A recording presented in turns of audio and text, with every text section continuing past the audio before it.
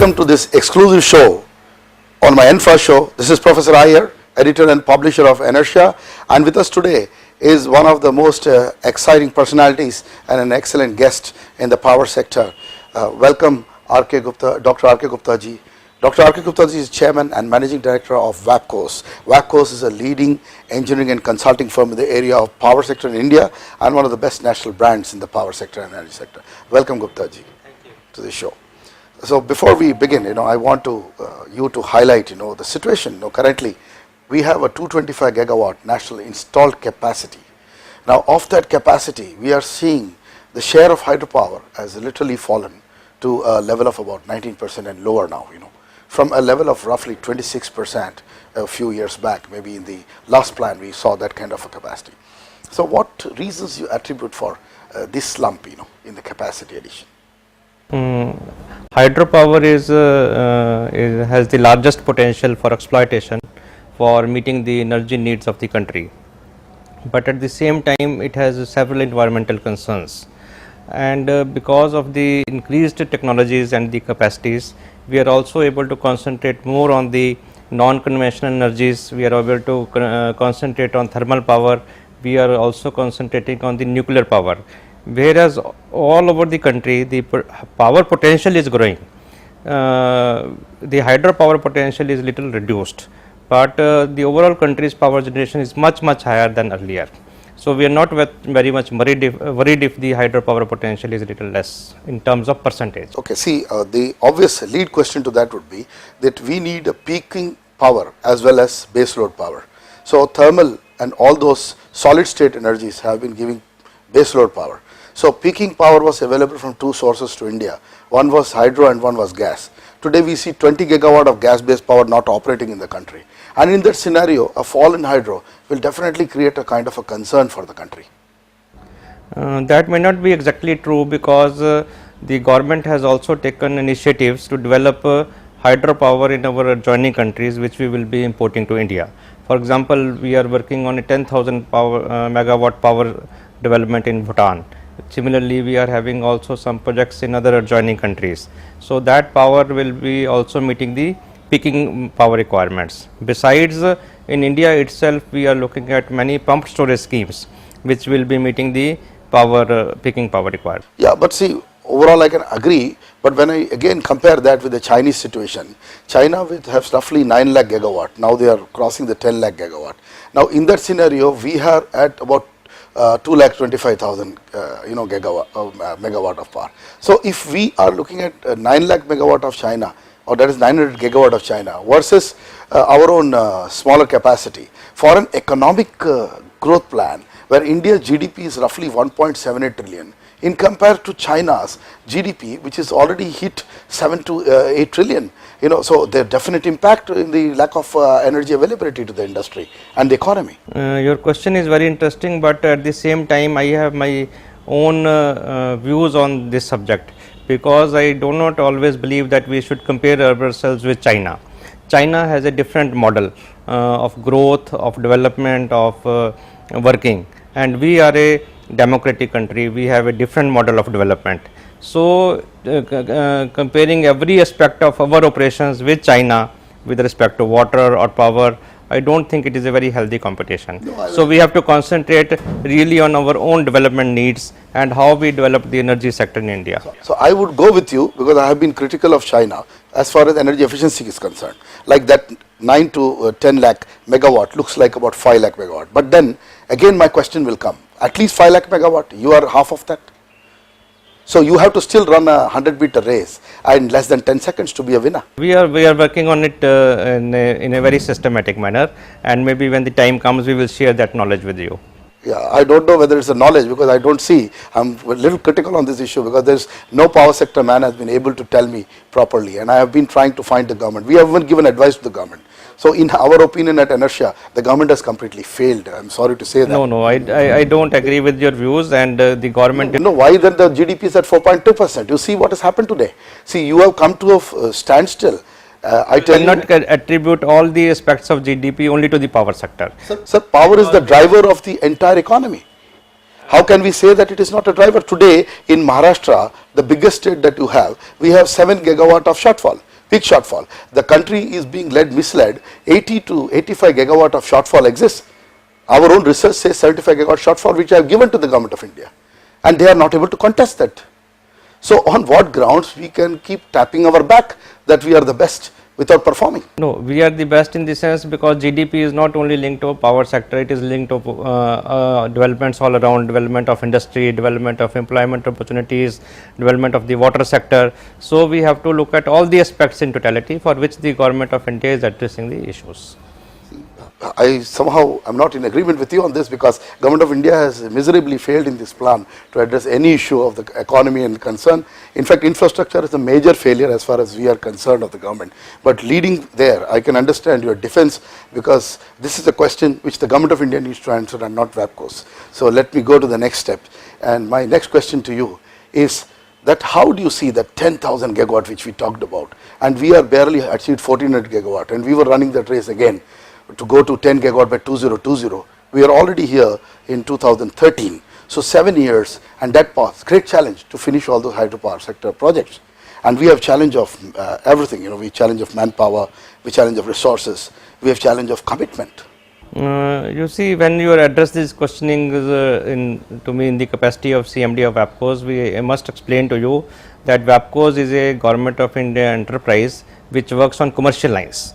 So we do projects on commercial basis. We developed hydropower projects, we do work on thermal power projects, we do a lot of water sector activities, but those are projects which are given to WAPCOs.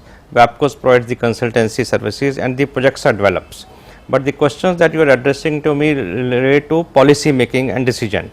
So WAPCOs is not really linked to all those activities. Yeah, I can agree, but I am saying there is always a bird's eye view, and policy will always keep coming, and we are not divorced from that issue as professionals. And I would say that that question was addressed from that angle, not for you to take any stand on anything, but this must come in front of the country, because we cannot hide things and put it under the carpet. So I would go forward and try to give you your comfort level for WAPCOs, No, the issue is that whenever these development initiatives take place, WAPCOs will be at the forefront of providing the consultancy services and contributing its might in the capacity building in the hydropower sector.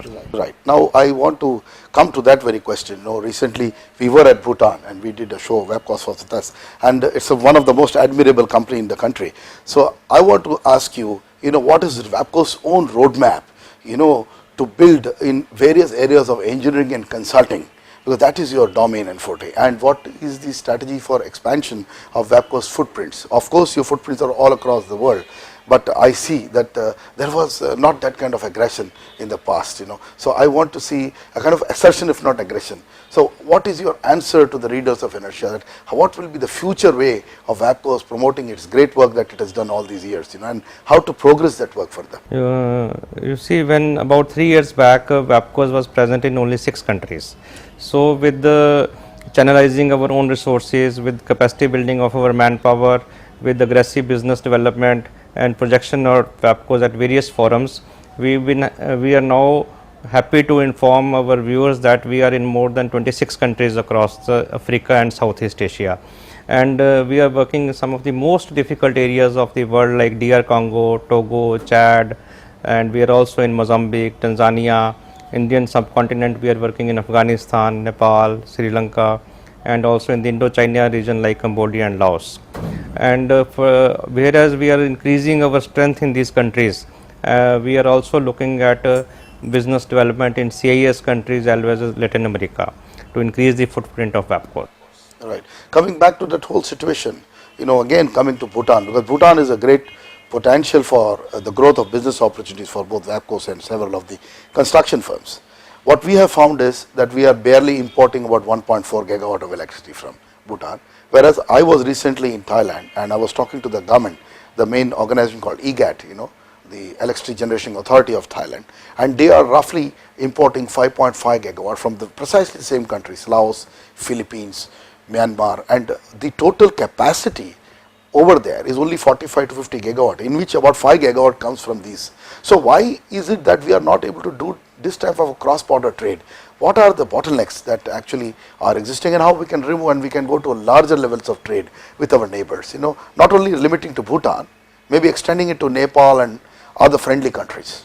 Talks are always ongoing with our friendly countries to see that how this hydropower or power potential is developed, and we are able to import all these power to India. These talks are already underway. So in your angle, there is a greater potential to do this trade, far greater than what we're doing now. Yeah, so we can definitely achieve far greater levels of trade amongst the neighbors in the SAARC region.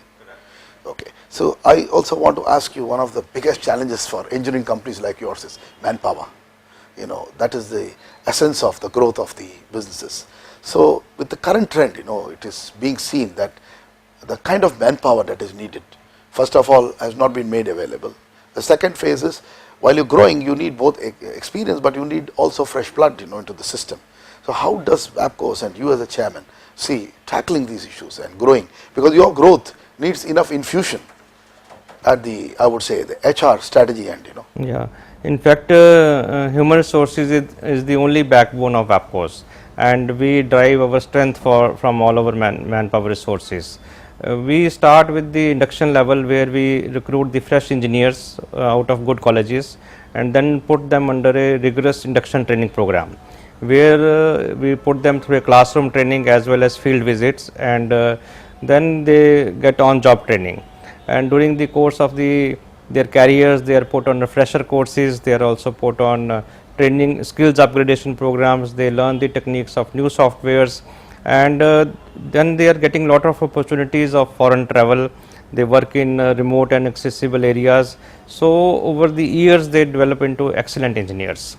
And we, in fact, WAPCOS is a public sector undertaking which attracts the best kind of talent because of the opportunities we provide to our young engineers. Right. So I also saw that there was a lot of people from the IITs and the RECs in your system. So is there a specific strategy in that direction, that take them from these top engineering colleges and breed them into the future leaders and managers? Correct. In fact, we try to recruit the best available talent, and when they join our company, we try to keep them, retain them with us, and the people stay with us because of the opportunities they get of on the kind of exposure they get, that is unparalleled in any organization. And I must say that even in the best of the multinationals that they say, people will not be able to get this kind of experience. Okay. How do you rate, you know, in compared to transnational expertise of consulting and engineering versus WAPCO's own environment of consulting, engineering and growth? How do you rate? Do we provide a very equal opportunities here for the engineers and people to grow? Can you elaborate your question? Yeah, elaborate. See, globally there are a lot of engineering consulting firms in this area, whether it's water, whether it's power, or whether it's renewable energy also, because it's growing now. Now, WAPCOS is in the same domain, right? So it will be obvious competition that there is an India entity, and definitely we are all proud of WAPCOS. But do we provide equal opportunities in terms of, I would say, resources, in terms of technology access, in terms of research and development, in terms of learning, in terms of working in those difficult environments? So how do you rate, you know, your own experience from going towards this direction? You worked in many international locations. So the engineers that work with WAPCOS have better opportunities, because the multinationals that come to work in India, they are looking for opportunities in India, whereas our objective is to share India's experience and expertise with other countries. So the people who work with us, they have the best experience of working in different climatological and geological environments. So they come out as better engineers. And if we compete ourselves with other multinationals who had set shop in India in the recent past, so out of that comparison also WAPCOS has the largest market share. So I also want you to throw the light on, especially we discussed pump storage for some time, but we didn't elaborate. So this is one of the favorites, because pump storage gives a great opportunity to deliver power at a time of peak and actually release that energy. And also you can use that same water in the pump storage. Some of the pump storage schemes can also use water. So could you just throw some more light on what type of pump storage scheme has been delivered by WAPCOS? In West Bengal, we did a Purlia pump storage scheme. It was almost of the capacity of 1000 megawatt. So it stores the water in the upper dam, and when the peak power requirement takes place, then it generates power. and after producing power, the water gets stored in the lower dam. Then after the peak requirement is over, it is again pumped into the upper reservoir. So that helps to use the same water for production of electricity and meeting the peak requirement. So how many, is this the only capacity in India, or we have more capacity? What is the total capacity of pump storage? In fact, at presently WAPCO is looking at 3 pumped storage schemes, one in Tamil Nadu, one in Odisha, and another in West Bengal. That is the 3 projects which we are doing now. Okay. Do you feel that a greater capacity of pump storage is necessary to balance the current demand for electricity, even for maintaining grid frequency? Because there has been a relationship between the frequency drops in the grid, which actually have to be managed by pumping enough of such power. You see, we cannot take it as a policy because the pump storage schemes cannot come everywhere. They are location specific. So we have to really see where they can be located to meet these requirements. So we cannot define it as a sudden or a general policy that only pump storage are capable of meeting these requirements. So then obviously my next question is, how do you sustain the quality of power, because it's frequency dependent, of course voltage dependent as well, but finally the whole thing comes to frequency. We're moving towards smart grid. This country is going towards a smart grid access, So how in your opinion as a professional or as an expert you would see, because you've done a lot of T&D projects, I've seen, doing a lot of T&D projects both in India and overseas, So I want your view of how, people are talking a lot on smart grid, but basically it's frequency management and ensuring the quality and reliability of power. So how do we sustain this? Don't we need the right mix? Yeah, in fact, these are problems of a country like India, because when immediately after independence there was need to spread electricity to as far a corner as possible. So at that time we did not really look at those finer aspects. Now that those things are stabilized, we are looking at frequency stabilization, power reforms programs. So these are gradual processes which we are moving on, and as such there is no much cause of worry. We had a grid tripping. My question was precisely that, and that's a major tripping we saw. So these are all lessons. There is a lesson in Yes. the tripping, because we had almost 18 hours. Most of the country was on the Correct. north and eastern side was under complete darkness. So this kind of a failure was actually, in fact, written about by the whole world, and the media was there, when that happened. So we should avoid such a situation, probably. Yeah, but at the same time, when we say that it happened in India, I must say this happens all over the place. I have read such examples, or in fact seen such examples in US happening, Yeah, but where the they grid failures came back in take 4 place. hours.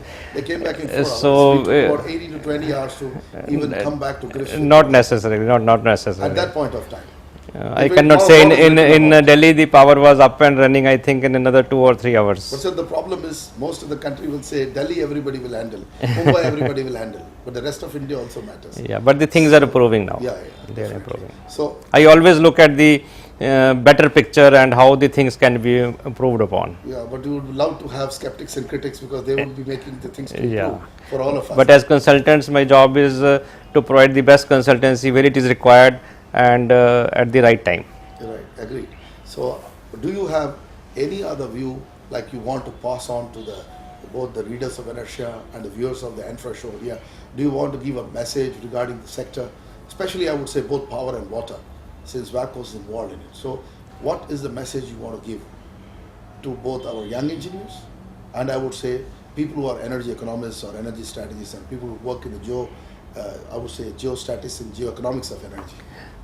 The message that I would like to give is that the young engineers particularly, or the young youth, that they talk about the companies, multinationals, but here they have one of their own multinationals who has operations in more than 26 countries, opportunities of working in more than 50 countries right across the world, and we work in the areas which meet the society's needs, that is the water and power sectors. And we work right from the grassroots levels, where we work with the Water Users Association right up to building of a dam and major hydropower plants. So there are right kind of opportunities available, there is a right kind of technology available, and not only in India, we can share it with other countries also. So it is a proud moment for all of us. Thank you, Gupta ji, Dr. Gupta. It was wonderful talking to you. Thank you And so I much. think from this interview, people will take a lot because there was a lot of insight and through this questioning and answer. And I'm thankful to you for your time to Inertia. We and this show we had Dr. R.K. Gupta, one of the leading engineers and a person who was leading one of the most admired power sector companies in India, globally admired, not only nationally admired, and one of the best brands in the country, WACCOs. I'll see you again in my next episode. This is Professor Iyer, Editor-in-Chief and Publisher of Inertia, on the Infra Show. Goodbye and see you again. Thank you very much. It was nice.